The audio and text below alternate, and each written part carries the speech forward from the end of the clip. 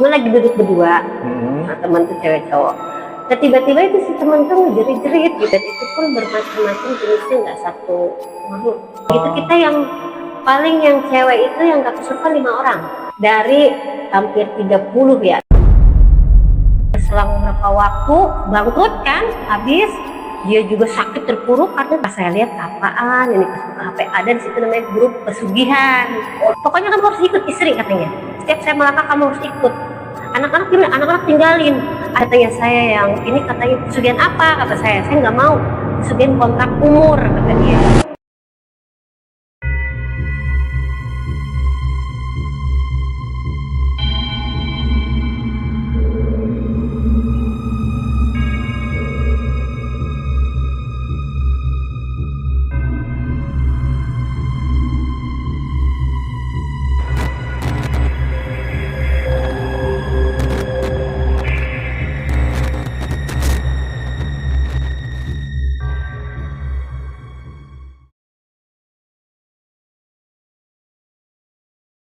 Assalamualaikum warahmatullahi wabarakatuh. Selamat tahun baru 2025. Semoga kita diberikan kesehatan, keberkahan yang melimpah, dan lebih baik dari tahun sebelumnya. Alhamdulillah nih, kita sekarang udah ada di studio 2 yang disponsori langsung oleh Corner Creativora dan Indosewa. Kali ini Pangsi Merah nih kedatangan seorang narasumber yang akan menceritakan kesurupan massal di tempat pelatihan, karena beliau ini seorang perawat ya, perawat kejiwaan gitu. Dengan siapakah namanya Kak? Mbak Tata. Mbak Tata. Mbak Tata, itu ada kejadian apa aja tuh waktu pelatihan tuh? Ya pertama sih kita dari kampus itu menuju ke daerah Sukabumi ya. Iya, kejadiannya intinya apa, dia kesurupan di? Ya kesurupan. Cuman di waktu itu di lokasi daerah Curup. Oh, daerah Curup. Oke lah kalau begitulah. Ditahan dulu ya Kak ya. Nanti biar kita bongkar langsung di Kumis Cetak. Kupas misteri cerita sekitar.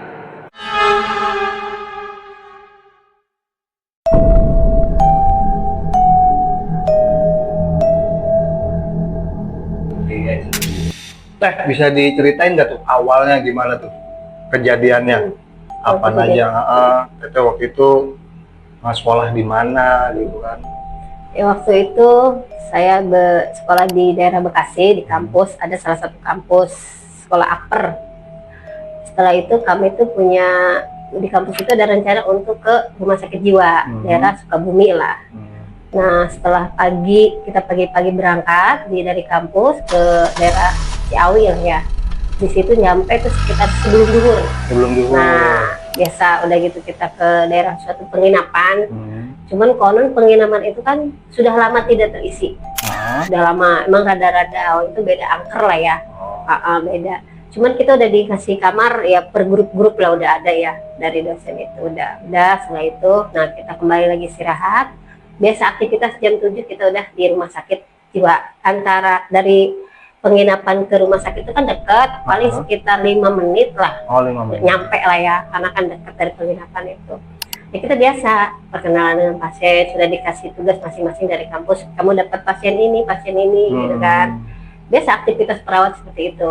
Kita aktivitasnya apa aja sih Teh? Misalkan pengobatan kah atau konsul? Ya tahap pertama kita pengenalan ke pasien dulu. Contohnya suaminya dapat pasien apa nih, perilaku kekerasan atau waham, halusinasi, bunuh diri, harga diri rendah, itu kan banyak kasusnya. Dan kita pertama itu mengkaji tentang pasien dulu nih, apa nih masalahnya gitu. Setelah terkaji, kita setelah pelajari juga teorinya, dan gitu kita baru kasih solusi ke pasien. Solusi ke pasien kita kasih masukan sesuai dengan realitanya, bahwasannya mereka itu ada di rumah sakit jiwa gitu kan, bukan di belakangnya mereka seakan-akan saya tuh di sini. Nah, setelah itu kita ngasih pengobatan jam sekitar makan siang. Kita ngasih setelah lihat mereka makan, bersosialisasi dengan saya, baru kita ngasih obat. Biasa, tapi tetap ada obat juga ya? Ada obat, dibarkan contohnya obat penenangnya atau apa, tergantung kasusnya masing-masing ya. Dikasih obat biasa setiap hari begitu, berguri begitu, tapi ada aktivitas supaya mereka tuh pasien-pasien itu supaya refreshing, contohnya olahraga, ada senam, itu ada. Oh itu ada. Ada, nanti kita tugas masing-masing perawat di grupnya ini. Ayo suster katanya. Kita olahraga, ngomong olahraga apa? Jadi bukan kita ngikutin aja, cuma supaya mereka juga lebih kayak kita lebih deket ya, lebih ini enggak. Contohnya kalau pasien menarik diri kan susah untuk dikaji. Mereka kan lebih ke dunianya sendiri, asik sama dunianya. Itu gimana caranya seorang perawat itu bisa mengkaji pasien supaya pasien itu bisa tergali lagi kasusnya seperti apa. Gitu. Jadi contohnya ajak olahraga. Contohnya kamu bisa apa nih, bapak ini nih, bisa apa? Saya bisa ini main pingpong. Oke, yuk sama suster. Nanti kita ikut mereka. Tuh, nanti terus mereka senam apa, mau nyanyi, mau musik, nanti kita ikut mereka. Jadi ada alat-alatnya di sana. Tapi itu misalkan kan kejiwaan ya teh. Iya. Misalkan lagi main pingpong kumat gitu, ada nggak sih? Ya makanya Yang kita kan makanya pertamanya kita kan ketika kita datang, kita kan udah baca nih kasusnya. Kita contohnya kita sebut kasusnya seperti apa, kita pendekatan secara internal supaya mereka itu nggak pas kita lagi main ngamuk lah. Jadi ada, makanya setelah jam tertentu ketika mereka tenang baru kita ajak untuk aktivitas ya. Nggak pas mereka udah kelihatan, kita kan baca karakter mereka dulu gitu. Kalau langsung ya mungkin kalau yang tiba-tiba ngamuk ada temen musuhnya bisa berantem. Iya kan, takutnya kan gitu kan, namanya kan kita awam gitu ya, kita kan nggak tahu kejiwaan tuh kayak apa. Tiba-tiba lagi main kita dipukul. Iya. Gitu kan. Iya makanya kita ya itu mengkaji tentang statusnya dulu. Statusnya dulu, kita pelajari dulu sebelum kita ngajak mereka, kita pelajari dulu statusnya seperti apa, dan memang kasih obat kan rutin. Contohnya supaya obatnya jam sekian kita kasih minum juga. Aktivitas ada supaya rata-rata sih mereka pasiennya nggak begitu berat-berat yang emang susah, yang kata tadi ngamuk ya. Enggak sih, maksudnya udah bisa diajak komunikasi. Dan hampir dibilang kayak mau normal. Ya kalau kita ini sih kayak mau normal, cuman ntar flashback lagi dia kayak gitu lagi kadang kumat. Cuman kita ini lagi sharing lagi sama dia supaya dia nggak fokus sama dunianya. Gitu. Ya itu setiap hari sampai bergilir-bergilir. Sabtu Minggu kita libur ya, istirahat. Minggu pertama kita istirahat dulu di penginapan. Nah minggu kedua kan hampir 2 minggu tuh praktek di rumah sakit itu, rumah sakit jiwa itu. Nah minggu kedua itu kebetulan hari libur, hari Minggunya. Nah teman-teman kita tuh pada pengen refreshing lah. Karena capek aktivitas yang sebelumnya itu 2 minggu ya. Pokoknya bergulir terus, ngurusin pasien terus, aktivitas terus gini. Cuman di penginapan itu emang rada-rada apa ya, dibilang angker ya, saya bilang angker. Sempet saya juga kalau lihat-lihat dikit-dikit mah sering, apalagi pas menjelang mau maghrib. Contoh namanya kita kan di teman tuh sekamar, 2 kamar, 3 kamar kan banyak teman tuh, jadi ngantri kan mandi. Paling kamar mandi ada 3 kamar mandi tuh. Satu kamar isi berapa orang? Sekitar 10. Satu kamar 10 orang. Ada yang 7, ada yang 10, ada yang 6, tergantung dikasih dari grupnya masing-masing. Jadi emang dari sananya udah dikasih listnya, dikasih grupnya ini. Ada yang boleh tuker-tukeran tuh?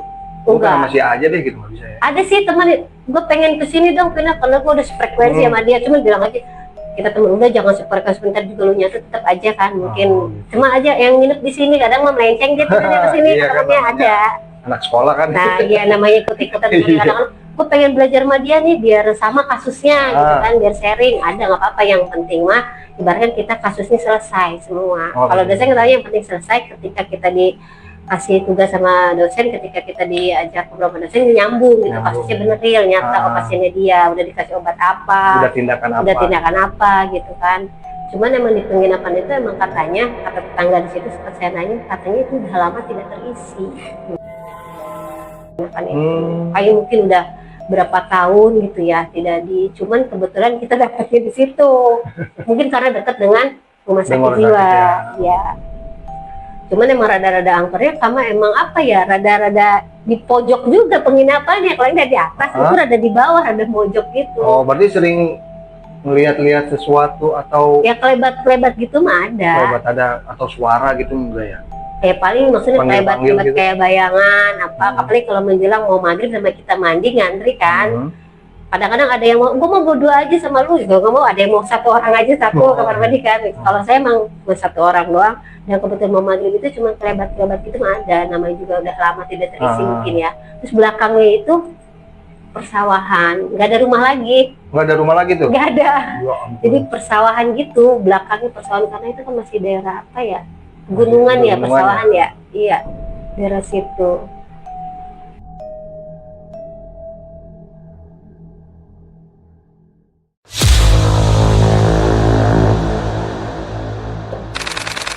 Cuman itu pas terakhir itu pada main ke curug itu, pas Oh, mau dari apa ya? Dari Pas udah penginapan selesai. itu ke curug itu dekat atau jauh? katanya sih nggak begitu deket dan nggak begitu jauh amat gitu, cuman Kalau jalan kaki kalau nyampe lah. jalan kaki, cuma mereka mungkin seneng ya. Ah, Wah ada curug nih, kayaknya ini apalagi yang punya pacar, Iya, ya kan? betul. Oh buat selfie atau oh seneng nih kenangan. Cuma mereka mungkin tidak permisi dulu, maksudnya ke curug itu dan mungkin waktu itu nggak dibawa sama orang situ. Jadi nggak ada. asal-asal, Asal jalan aja. nah saja nggak ada yang bawa. Tapi nggak itu kok tahu di situ ada curug? Ya kan mereka nanya dulu sekitar Sama arahnya arah mana, mungkin nanya dulu ke ini daerah mana mana arah kemana, nyampe. Cuman emang nggak ada yang Petunjuk jalan nggak petunjuk ada. jalan ya? nggak ada. Nggak ada guide-nya sama sekali. Nggak ada. Mereka cuma nanya ke tetangga doang gitu. Udah gitu mungkin yang tadi yang punya pacar ya. Iya. Katanya sih dengar-dengar yang pas itu, iya gua tadi selengkotan katanya. Apa tuh? Nah, maksudnya dem-dem-dempetan gitu. Oh, dem-dem-dempetan. Mungkin apa sih pelukan nggak tahu apa ya. Cuman itu kejadian itu. Ya pas kebetulan saya waktu itu kan baru datang dari Bekasi. Kalau saya kan pulang dulu ke Curug, yang lain ke Curug. Nah setelah itu lihat temen, lah itu ngapain dia maksudnya di penginapan itu buka sih pintu, cuma lagi duduk berdua, nah, teman tuh cewek cowok. Nah, tiba-tiba itu si teman tuh ngejerit-jerit gitu kan, ngamuk. Sekitar jam berapa kita? Itu mau maghrib. Pas mau maghrib. Nah kebenaran pas mau saya datang tuh mau maghrib sekitar 15 menit mau maghrib. Saya lihat dia tuh udah di situ di penginapan, nah itu dia jerit-jerit. Itu mereka baru pada pulang dari Curug. Nah itu pertama satu orang dua orang kan, yang sepasang itu. Yang sepasang itu tuh. Nah yang lain belum pulang. Pas sudah lama-lama ini jerit-jerit, ini nempel baru liatin ular. Oh merembet. Merembet, terus setiap ada yang liatin, yang lemah mungkin ya, rembet lagi. Dan itu pun bermacam-macam jenisnya, nggak satu makhluk. Misalnya contohnya kuntilanak, genderuwo, terus ya pocong. Setan anak kecil pun ada. Nah, anak kecil ada. Ada, karena teman bestie saya paling dekat dia yang kena setan yang tadi anak kecil, dan kita komunikasi. Kalau saya kan memang paling seneng ngajak orang yang ngobrol kesurupan. Maksudnya dipancing-pancing, aku pengen es krim. Saking saya senengnya, kamu pengen es krim, udah saya dibeliin sama kita, dimakan sama dia. Nah iya. Terus kalau yang serem-serem itu paling yang kayak gitu. Setiap ngeliatin temannya itu kesurupan langsung kontak masuk. Ntar udah ini masuk lagi, jadi terus bergulir itu sampai pertama satu kuncen nggak mempan kan saking banyaknya ya. Udah gitu kita yang paling yang cewek itu yang nggak kesurupan 5 orang. 5 orang doang. 5 orang, yang lain dari hampir 30 ya. Hampir 30. Ya 30. Kan banyak. Walaupun kebanyakannya waktu itu kan perawatnya kan cewek semua, cowok paling sekitar 15 atau 10 gitu di kita. Cuman kalau waktu itu karena banyak jenis itu kan kita semua panik. Satu kuncen nggak mempan, akhirnya dia kewalahan. Kuncennya orang situ? Orang situ. Oh orang situ, nggak bawa dari kampus? Enggak dari sih, kalau kampus kan juga jauh banget ya lokasi ke Ciawi. Jadi kucing ini nggak mempan. Katanya saya nggak kuat karena ini bandel, keluar masuk, ini udah sembuh masuk lagi ke yang lain, akhirnya kan kewalahan. Terus nyari lagi Ustadz kan, datang lagi tuh, nyemut nggak mempan juga, terus aja bergulir gitu sampai pokoknya sampai selesai jam 12 belum kelar gitu aja. Jam 12 malam itu? Belum. Masih begitu aja keluar masuk masih gitu? keluar masuk. Setiap ada yang lemah dikit dia ngomong gini aja nih, kayak kesurupan. Ih kasihan, langsung masuk. Siapa ngomong ih kasihan kayak lemah ya? Kasihan dia, jangan kan namanya juga kesurupan kan mungkin ada yang dipencet-pencet tuh kan ya kan, jari-jarinya jari ini. Cuma setiap ngomong kasihan dia langsung masuk. Dan emang ya itu saking banyak makhluk gaib yang macam-macam, termasuk yang minta tumbal. Saya nggak bakal selesai, nggak bakal keluar saya kecuali saya minta satu. Ini anak ini yang saya sukain katanya gitu, kata dia. Iya, si namanya aja ya, Ah. teman saya waktu itu. Saya suka sama dia, saya pengen bawa dia supaya saya bisa ditemani di alam gaib sana, kata dia. Saya suka sama dia, pokoknya saya nggak bakal selesai sebelum dia sama saya. Ya, tapi kan kita pada panik kan, Iya. ya nggak mungkin dibawa juga teman kita salah satu kan. Ya pada akhirnya selesai itu gimana caranya Ustadz berunding, mungkin berunding satu lagi nggak tahu tuh siapa. Pokoknya ada 3 Ketua orang. itu atau Kayak sesepuh ya, Sesepuh situ sesepuh ya. kayak sesepuh situ. Berunding gimana caranya gini. Tetap aja lama, jam 12 belum kelar juga. Akhirnya ada lagi yang lebih ininya susahnya kayak jin Islam. ada juga tuh jenis Ada bang, jin Islam. Ya Allah. Sampai kita baru ngaji, ayo anak-anak ngaji Yasin, baru Yasin. Ini ngikutin wal Quran udah sampai selesai. Kita belum selesai, dia udah selesai duluan. Kan kita panik, waduh lebih pintar dia daripada kita ya kan, ya Boy ya. Iya. Jadi kita baru Yasin, dia udah nerusin. Ah. Dia sampai bilang gini, saya nggak ikhlas ridho, tempat saya dipakai kalian, teriak-teriak. Terus nggak permisi dulu, ada yang pegang-pegang, terus ada yang pelukan segala apa gitu, mungkin saking senengnya kan, ada yang selfie, terus intinya mereka katanya lagi tidur, terus terganggu dengan kebisingan mereka, contohnya teriak-teriak seneng kan, Oh lihat iya, terjun. iya. Saking hebohnya lihat mungkin keindahan alam ya, terjun itu, akhirnya tetap aja dia nggak mau, jin Islam sampai marah. Waktu itu marah, katanya, dan dia katanya di situ ada anaknya, cucunya yang lagi pada istirahat juga, kata Islam itu. Saya nggak bakal keluar kalau kalian nggak sadar, nggak permisi dulu. Akhirnya mungkin komunikasi ya, yang sebetulnya 3 orang itu komunikasi gimana caranya. Itu lama, sekitar jam 2-an, mau jam 2:30 tuh baru pada kelar. Baru pada kelar tuh. Akhirnya apa tuh ininya? Metodenya apa, Metodenya dimandiin tadi. apa di Nah terakhirnya itu yang udah kesurupan kan udah mulai agak sadar. Dia bilang gini, kok badan gua pada sakit ya, katanya gitu. Emang kenapa sih gua diapain gitu kan. Terus kata aku gini, lalu kan tadi kesurupan lu nggak inget? Kagak tak, katanya kagak inget. Lalu gimana tadinya? Terus yang lagi ditanya, badan gua pada sakit kenapa ya? Lu dipencet-pencet ya, katanya.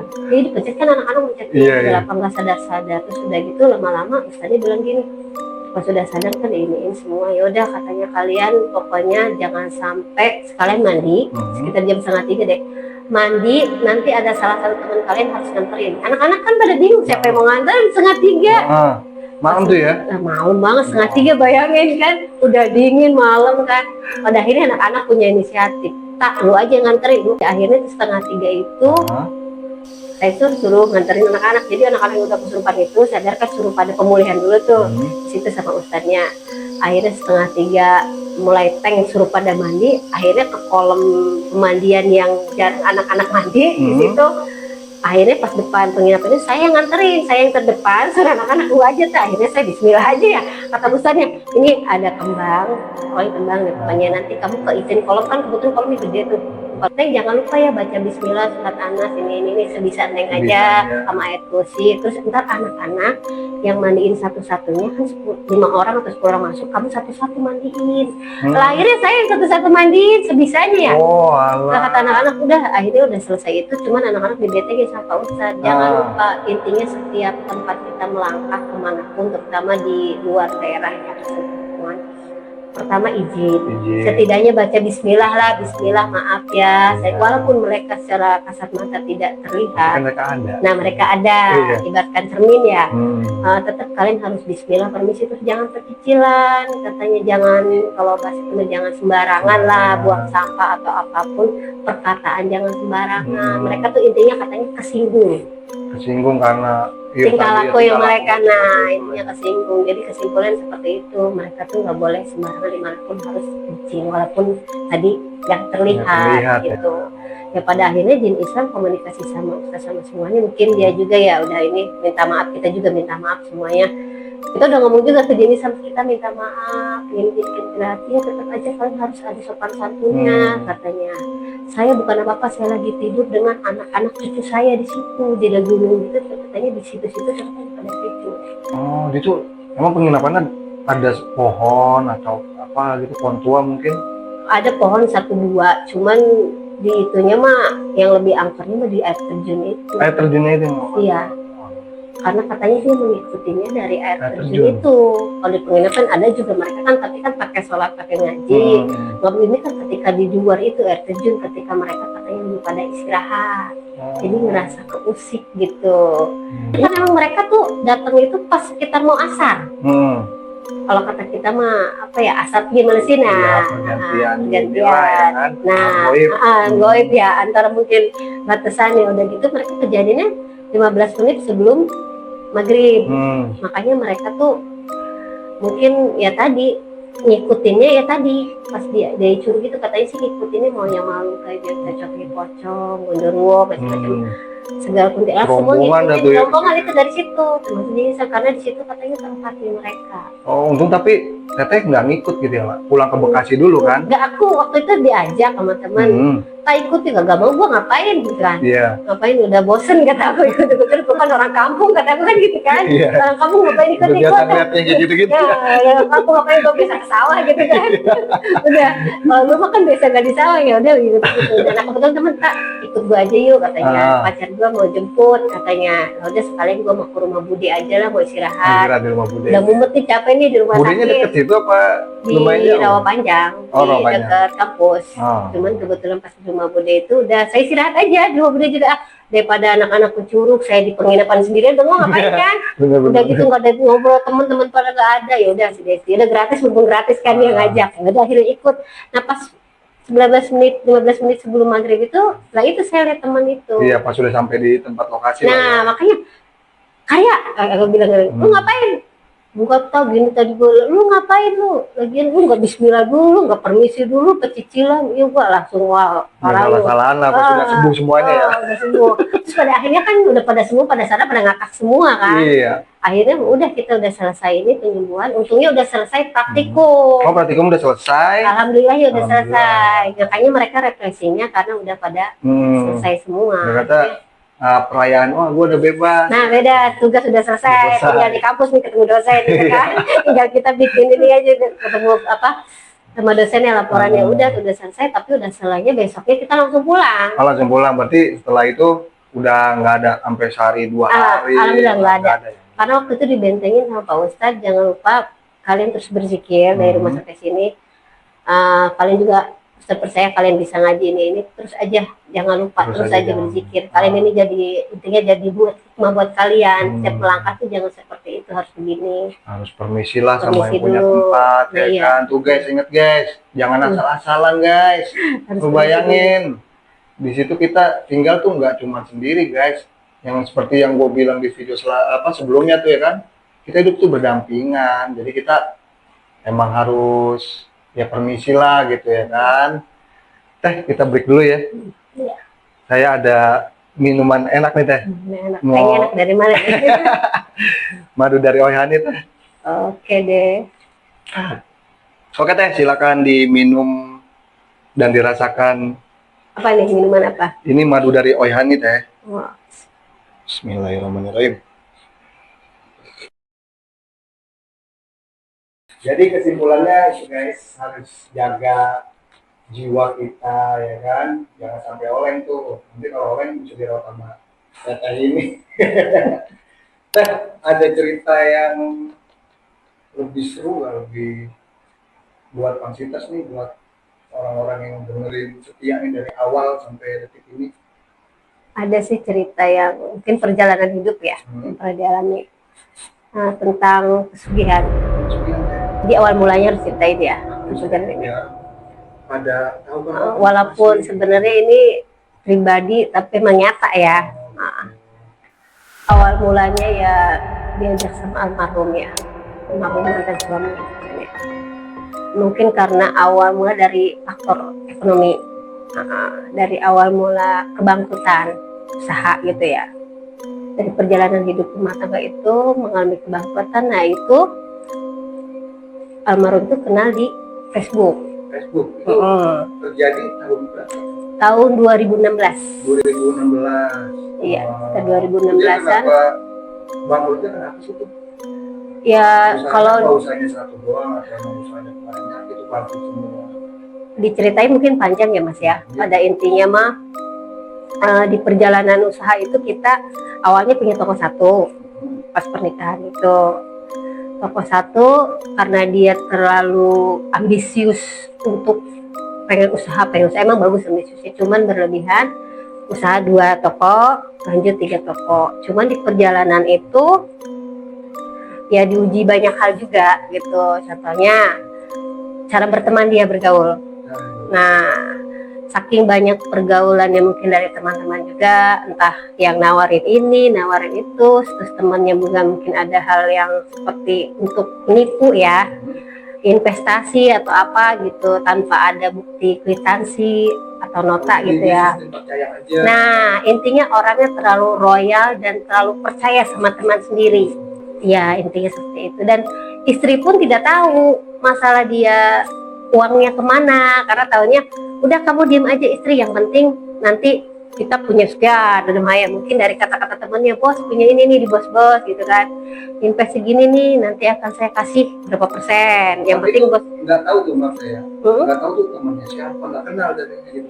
Ya tahu karena pernah datang ke toko, tahu orangnya, oh ini nih kenalin teman Ain. Cuman secara dia hada-bihada ngasih uang atau transfer itu saya tidak tahu. Oh nggak tahu menahu tentang masalah transfer? Tidak tahu. Kita berpikirnya positif, oh temannya mungkin pengen silaturahmi, teman dulu sekolahnya gitu, atau teman-teman yang di jalan yang mesti jalan sama dia dulu gitu. Cuman kan niatnya kita nggak tahu. Ya kita mikirnya sebagai istri, oh mungkin pengen silaturahmi doang. Dia jadi ketika kita bertanya pun siapa, nggak usah, udah yang penting mah istri mah taunya udah selesai, dah. Jadi emang sama sekali nggak pernah cerita ya? Nggak masalah, kalau masalah keuangan ya, masalah keuangan. Terus di perjalanan toko emang makin rame, konsumen banyak juga.